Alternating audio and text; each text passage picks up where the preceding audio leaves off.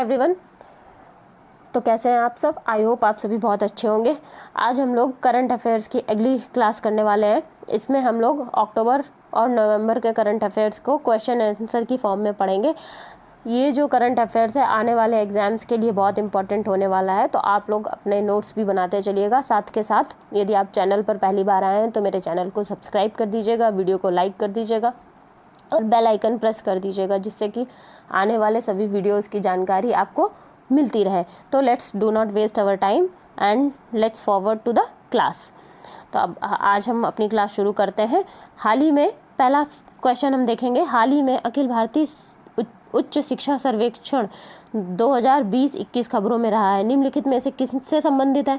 तो पहला ऑप्शन है यहाँ पर, पहला ऑप्शन है सांख्यिकी और कार्यक्रम कार्यान्वयन मंत्रालय, दूसरा है शिक्षा मंत्रालय, तीसरा नीति आयोग, चौथा है गृह मंत्रालय। तो इसका सही ऑप्शन होने वाला है ऑप्शन नंबर 2, शिक्षा मंत्रालय। उच्च शिक्षा की बात कर रहा है तो शिक्षा मंत्रालय सही ऑप्शन होगा। अगला सवाल है, जलवायु परिवर्तन सूचकांक 2023 में भारत की रैंक क्या है? तो पहला ऑप्शन है 6ठा, दूसरा ऑप्शन है 8वां, तीसरा 9वां और 7वां चौथा ऑप्शन है। तो इसमें सही जवाब होने वाला है, इसका सही उत्तर है ऑप्शन नंबर 2, 8वीं रैंक है भारत की। ठीक है, अगला प्रश्न देखिएगा। हाल ही में नीति आयोग द्वारा जारी रिपोर्ट का शीर्षक क्या है? आहार में बाजरा को बढ़ावा देना, भारत में स्वस्थ आहार को बढ़ावा देना, सतत कृषि के लिए उन्नत प्रौद्योगिकी, इनमें से कोई नहीं। तो यहाँ इस क्वेश्चन के लिए मैं आप लोगों को एक हिंट दूंगी कि WHO ने वर्ष 2023 को मिलेट ईयर घोषित किया है। मिलेट ईयर घोषित किया है, तो इससे आप इस क्वेश्चन को सही कर सकते हैं। मतलब इसका ऑप्शन नंबर 1 करेक्ट होने वाला है, आहार में बाजरा को बढ़ावा देना। अगले प्रश्न की तरफ हम लोग चलते हैं। अगला प्रश्न है, US चैम्बर ऑफ कॉमर्स द्वारा जारी इंटरनेशनल IP इंडेक्स में 55 प्रमुख वैश्विक अर्थव्यवस्थाओं में भारत का स्थान कौन सा है? 40वां, 41वां, 42वां या फिर 43वां? तो इस क्वेश्चन का सही आंसर होने वाला है 42वीं रैंक है IP इंडेक्स में। नेक्स्ट क्वेश्चन देखते हैं। अगला है, स्वच्छ सर्वेक्षण रिपोर्ट 2022 के अनुसार सबसे स्वच्छ शहर कौन सा है? इस क्वेश्चन के लिए भी मैं आप लोगों को एक हिंट दे रही हूँ कि 2022 के अनुसार जो शहर आया है वही पिछले वर्ष भी था। तो इस क्वेश्चन का आंसर कौन सा होने वाला है? इंदौर। सही ऑप्शन होने वाला है इंदौर। अगले प्रश्न की तरफ हम लोग चलते हैं। जी हाँ, तो अगला प्रश्न है, विश्व प्रेस स्वतंत्रता सूचकांक में भारत की वर्तमान रैंकिंग क्या है? ऑप्शंस है 160, 161, 162 और 163। तो आप लोग इसमें से बताइए कौन सा उत्तर होने वाला है। इस प्रश्न का जवाब होने वाला है ऑप्शन नंबर 2, 161। भारत की विश्व प्रेस स्वतंत्रता सूचकांक में रैंकिंग 161वीं रैंकिंग है। अगला प्रश्न हम लोग देखेंगे।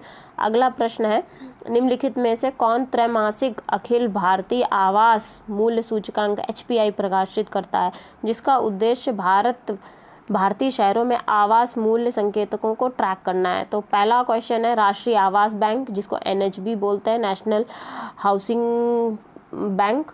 दूसरा है reserve bank of India, RBI जिसे बोलते हैं। आवास और शहरी मामलों का मंत्रालय, आवास और शहरी विकास निगम लिमिटेड। तो इसका ऑप्शन नंबर बताइए आप लोग कौन सा करेक्ट होने वाला है? इसका ऑप्शन नंबर 2 करेक्ट होने वाला है। RBI, भारतीय reserve bank of India, HPI का प्रकाशित करता है। अगला प्रश्न हम लोग देखते हैं। अगला प्रश्न है, विश्व आर्थिक आउटलुक रिपोर्ट के अनुसार वर्ष 2022-23 में भारत की प्रतिशत दर क्या रहेगी? मतलब GDP की प्रतिशत दर क्या रहेगी? डैश प्रतिशत दर से बढ़ेगा। तो इसका ऑप्शन देखिएगा, 6%, 6.4, 6.1 और 7.2। तो आप लोग बताइए इसमें से कौन सा उत्तर होने वाला है। विश्व आर्थिक आउटलुक रिपोर्ट के अनुसार जो उत्तर होने वाला है वो है 6.1 भारत की GDP ग्रोथ ये प्रिडिक्ट की गई है। अगला प्रश्न देखेंगे। इंडिया जस्टिस रिपोर्ट 2022 के अनुसार न्याय प्रदान करने में 18 बड़े राज्यों में से कौन सा शीर्ष राज्य है? ऑप्शन देखिएगा, तेलंगाना, तमिलनाडु, केरल और कर्नाटक। तो आप लोग बताइएगा इसमें चारों ऑप्शंस में से कौन सा ऑप्शन करेक्ट होने वाला है। तो इसमें ऑप्शन नंबर 4 करेक्ट होने वाला है, कर्नाटक। इंडिया जस्टिस रिपोर्ट के अनुसार जो 18 बड़े राज्य हैं उसमें से कर्नाटक शीर्ष स्थान पर है। अगला प्रश्न हम लोग देखेंगे, नई वैश्विक आतंकवाद सूचकांक रिपोर्ट में किस देश ने आतंकवाद से प्रभावित देशों की सूची में शीर्ष स्थान अपना बरकरार रखा है? अफगानिस्तान, पहला ऑप्शन है पाकिस्तान, दूसरा है अफगानिस्तान, तीसरा है उत्तर कोरिया, चौथा है ईरान। तो इस क्वेश्चन का आंसर तो हम सभी बता सकते हैं। सबसे ज़्यादा आतंकवाद विश्व में कौन सा देश फैलाता है? वो है पाकिस्तान। प्रथम संयुक्त सैन्य अभ्यास फ्रेंजेक्स 23 का आयोजन किस शहर में किया गया? तो ऑप्शंस हैं आपके तिरुवनंतपुरम, चेन्नई, पुदुचेरी और कोलकाता।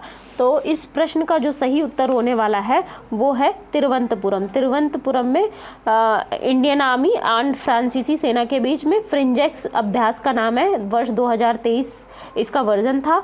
ये तिरुवनंतपुरम में आयोजित किया गया था। अगला प्रश्न है, हाल ही में किस देश ने बाघों, शेरों और चीतों सहित प्रमुख 7 बड़ी बिल्लियों की रक्षा के लिए इंटरनेशनल बिग कैट अलायंस शुरुआत करने का प्रस्ताव दिया है? तो ऑप्शंस हैं जापान, अमेरिका, भूटान और भारत। तो इसमें आप सभी जानते होंगे कि अभी नामीबिया से भारत में 8 चीते मंगवाए गए थे, उसके बाद फिर 12 चीते फिर मंगवाए गए। तो भारत जो इंटरनेशनल बिग कैट अलायंस है उसकी शुरुआत करने का प्रस्ताव भारत ने दिया है। तो ये हो जाएगा ऑप्शन नंबर डी, भारत। अगला प्रश्न हम देखेंगे, हाल ही में किस राज्य सरकार ने मुख्यमंत्री लाडली बहना योजना शुरू की है? तो ऑप्शंस आपके ये रहे, गुजरात, असम, झारखंड और मध्य प्रदेश। तो इसमें जो ऑप्शन करेक्ट होने वाला है वो है मध्य प्रदेश। मध्य प्रदेश के मुख्यमंत्री शिवराज सिंह चौहान, इन्होंने लाडली बहना योजना अभी शुरू की है, जो कि प्रदेश में लड़कियों को वुमेन एम्पावरमेंट और लड़कियों का बचाव करने के लिए उन्होंने लागू करी है। अगला प्रश्न है, वर्ष 2030 तक 30% अंतर्राष्ट्रीय जल रक्षा करने के उद्देश्य से मार्च 2023 में किस शहर में संयुक्त राष्ट्र उच्च समुद्र संधि हुई है? तो आपके ऑप्शंस हैं न्यूयॉर्क, पेरिस, लंदन और सिंगापुर। ये 4 ऑप्शंस हैं। तो इसमें से जो ऑप्शन करेक्ट होने वाला है वो है ऑप्शन नंबर ए, न्यूयॉर्क। न्यूयॉर्क में यूएनओ ने अभी इस संधि पर हस्ताक्षर किए हैं। अगला प्रश्न है, हाल ही में हुई नियुक्तियों में से कौन सा सुमेलित है?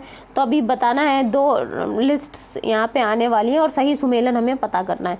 तो पहला ऑप्शन है बोला अहमद, नाइजीरिया के राष्ट्रपति। बी ऑप्शन है नेफ्यू रियो, जो है नागालैंड के मुख्यमंत्री। एस दुबे, लेखा महानियंत्रक जिसे हम सीजीए बोलते हैं। और ऑप्शन डी, ये सारे ही करेक्ट हैं। तो इसका ऑप्शन डी उत्तर होने वाला है कि ये सभी करेक्ट है। बोला अहमद बिन, ये नाइजीरिया के राष्ट्रपति बने हैं। नेफ्यू रियो नागालैंड के मुख्यमंत्री बने हैं, जो अभी हाल ही में चुनाव हुआ था।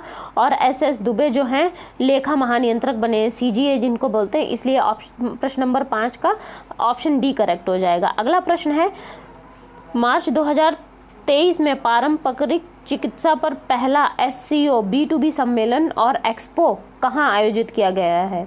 तो आपके ऑप्शंस ये रहे, गुवाहाटी पहला ऑप्शन है, ऑप्शन नंबर बी पुणे, तीसरा है कोच्चि और डी ऑप्शन है अहमदाबाद। तो आप लोग बताइए इसमें से कौन सा ऑप्शन होने वाला है? इसका ऑप्शन नंबर ए करेक्ट होने वाला है, गुवाहाटी। गुवाहाटी में B2B सम्मेलन और SCO एक्सपो जो है आयोजित किया गया था। अगला प्रश्न है, हाल ही में किस देश की अदालत ने नोबेल शांति पुरस्कार विजेता एवं मानवाधिकार कार्यकर्ता LS बालियात्स्की को 10 साल कैद की सजा सुनाई है? तो ऑप्शंस आपके ये रहे, पोलैंड, बेलारूस, लातविया और लिथुआनिया। तो जो इसका ऑप्शन करेक्ट होने वाला है वो है ऑप्शन नंबर ए, पोलैंड। माफ़ कीजिएगा, option number B, Poland. Option number B, Belarus correct होने वाला है। Option number B, Belarus. ये जो एलिस हैं, ये एक सामाजिक कार्यकर्ता, मानवाधिकार कार्यकर्ता और नोबेल शांति पुरस्कार विजेता रहे हैं। इनको बेलारूस के कोर्ट ने 10 साल कैद की सज़ा सुनाई है। अगला प्रश्न देखते हैं, आज़ादी के बाद पहली बार किस राज्य में स्थित बाली निर्वाचन क्षेत्र, ये प्रश्न हमें थोड़ा करेक्ट करना पड़ेगा, ये यहाँ पे बाली नहीं है, ताली।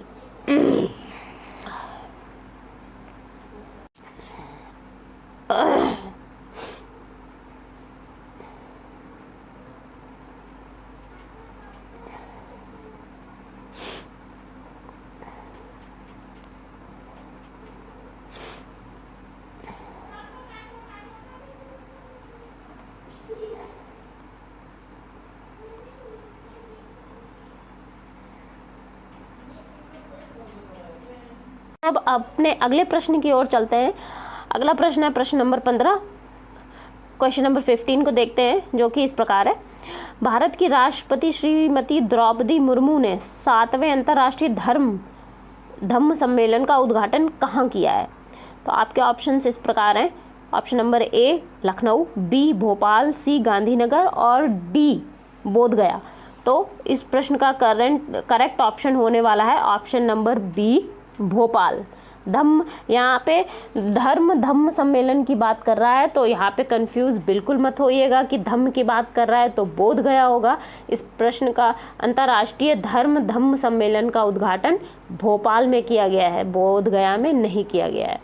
अगला प्रश्न है प्रश्न नंबर 16, जो इस प्रकार है, किस राज्य में वाणी वरोरा राजमार्ग पर दुनिया का पहला 200 मीटर लंबा बांस क्रैश बैरियर बनाया गया है, जिसे बाहुबली नाम दिया गया है? तो आपके ऑप्शंस इस प्रकार हैं। Option number A Maharashtra, B Uttar Pradesh, C Madhya Pradesh और ऑप्शन डी है गुजरात। तो बाहुबली नाम से बांस का क्रैश बैरियर कहाँ बनाया गया है? ये बनाया गया है महाराष्ट्र में। ऑप्शन नंबर ए करेक्ट होने वाला है और इसकी लंबाई 200 मीटर है। चलिए चलते हैं अपने अगले प्रश्न की ओर। प्रश्न नंबर 17 हम देखेंगे, जो कि इस प्रकार है। प्रश्न नंबर 17 देखिएगा, हाल ही में आयोजित 76वीं संतोष ट्रॉफी राष्ट्रीय फुटबॉल चैंपियनशिप का खिताब किस टीम ने जीता? तो ऑप्शन आपके इस प्रकार हैं। पहला है राजस्थान, दूसरा है गुजरात, तीसरा है कर्नाटक और ऑप्शन नंबर 4 है मेघालय। तो जो इसका सही उत्तर होने वाला है वो है option number C Karnataka. Karnataka ने 76वीं संतोष ट्रॉफी जीती है। प्रश्न नंबर 18 देखते हैं, हाल ही में 23वें राष्ट्रमंडल विधि सम्मेलन का आयोजन किस राज्य में किया गया? ऑप्शन नंबर ए है केरल, बी तेलंगाना, सी गोवा और डी ऑप्शन है महाराष्ट्र। तो इस क्वेश्चन का सही जवाब है option number C Goa. Goa में 23वां राष्ट्रमंडल विधि सम्मेलन आयोजित किया गया था। अब हम अगले प्रश्न की तरफ चलते हैं। क्वेश्चन नंबर 19, सेवलॉन इंडिया ने किस पूर्व खिलाड़ी को दुनिया का पहला हैंड एम्बेसडर नामित किया है? तो आपके ऑप्शंस इस प्रकार हैं, पीवी सिंधु, राहुल द्रविड़, विराट कोहली और सचिन तेंदुलकर। तो ये तो सेवलॉन इंडिया के ऐड में इस समय टीवी पर बहुत ही दिखाया जा रहा है कि सचिन तेंदुलकर को हैंड एम्बेसडर नामित किया गया है। तो इसका ऑप्शन नंबर, प्रश्न नंबर 19 का ऑप्शन नंबर डी करेक्ट है, सचिन तेंदुलकर। अब हम अपने अगले प्रश्न की तरफ चलते हैं। ये है प्रश्न नंबर 20। आपका प्रश्न नंबर 20 इस प्रकार है, किस देश में सेवानिवृत्ति की आयु 62 वर्ष से बढ़ाकर 64 वर्ष करने की सरकार की योजना के खिलाफ भारी विरोध प्रदर्शन हुआ है? तो आपके ऑप्शंस इस प्रकार हैं, ए चीन, B Italy, C France, D Sweden. तो आप लोग इसको बताइए कौन सा ऑप्शन होने वाला है। तो इस प्रश्न का जो ऑप्शन करेक्ट होने वाला है वो है option number C, option number C France.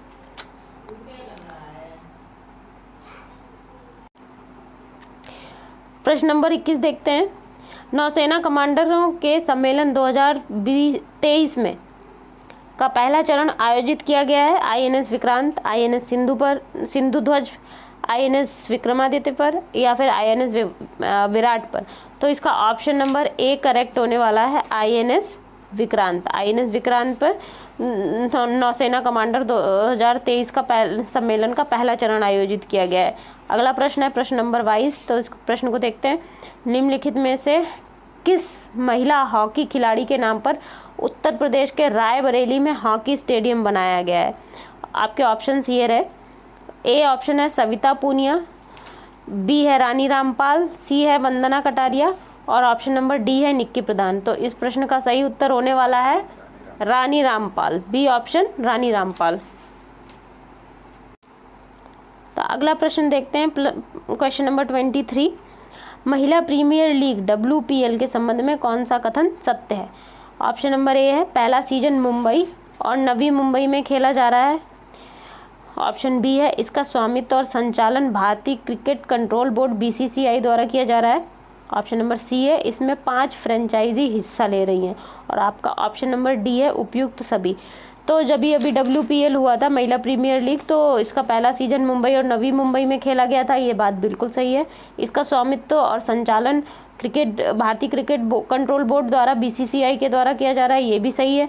और इसमें 5 टीमों ने हिस्सा लिया है, जो पहला सीजन खेली है उसमें 5 टीमें हैं। तो इस प्रश्न का ऑप्शन नंबर डी करेक्ट हो जाएगा, उपयुक्त सभी। अगला प्रश्न देखते हैं प्रश्न नंबर 24।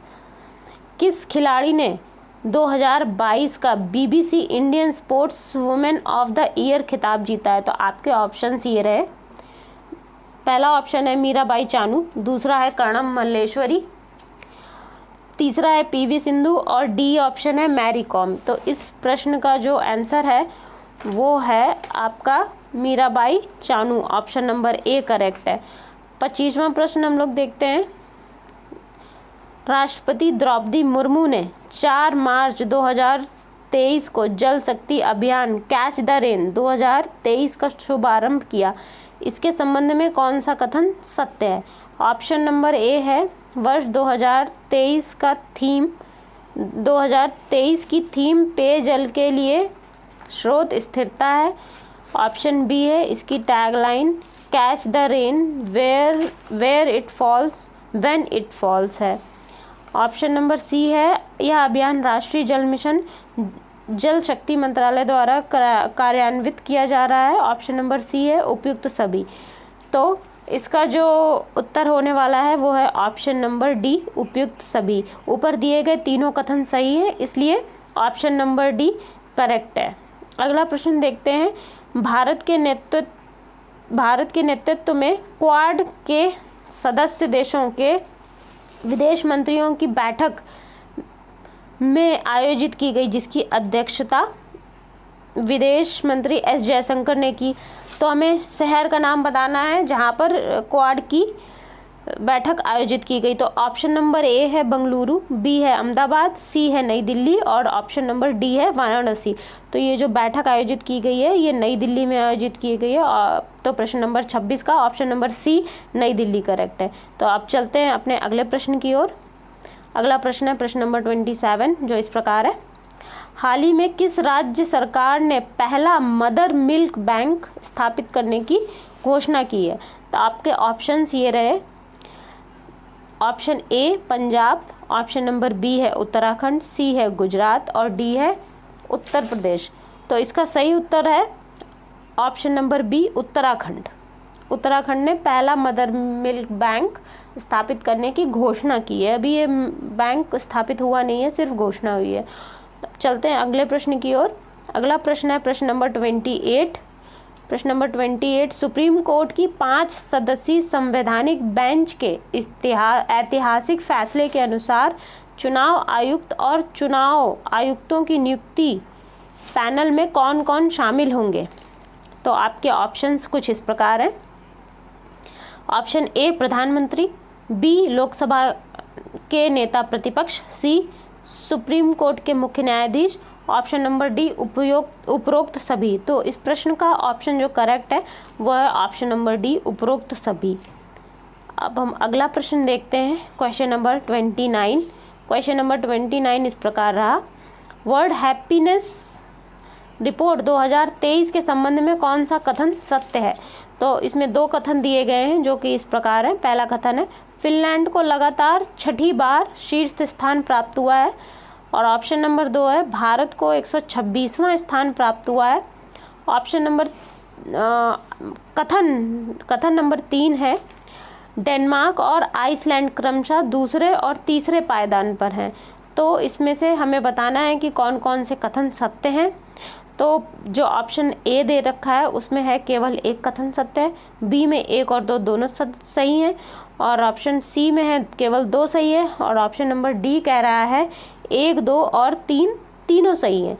तो इसका जो आंसर करेक्ट है वो है ऑप्शन नंबर डी, 1, 2 और 3 तीनों सही हैं। फिनलैंड को लगातार 6ठी बार शीर्ष स्थान प्राप्त हुआ है। इसका मतलब ये है कि फिनलैंड के लोग बहुत ही ज़्यादा खुश रहते हैं, और भारत को 126वां स्थान प्राप्त हुआ है, और डेनमार्क और आइसलैंड दूसरे और तीसरे पायदान पर हैं।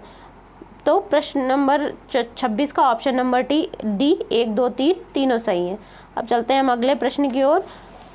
क्वेश्चन नंबर 30, किस देश ने विश्व की पहली पूरी तरह से काम करने वाली सैंड बैटरी स्थापित की है, जो कि एक ही बार में महीने भर की हरित ऊर्जा भंडारण करने में सक्षम है?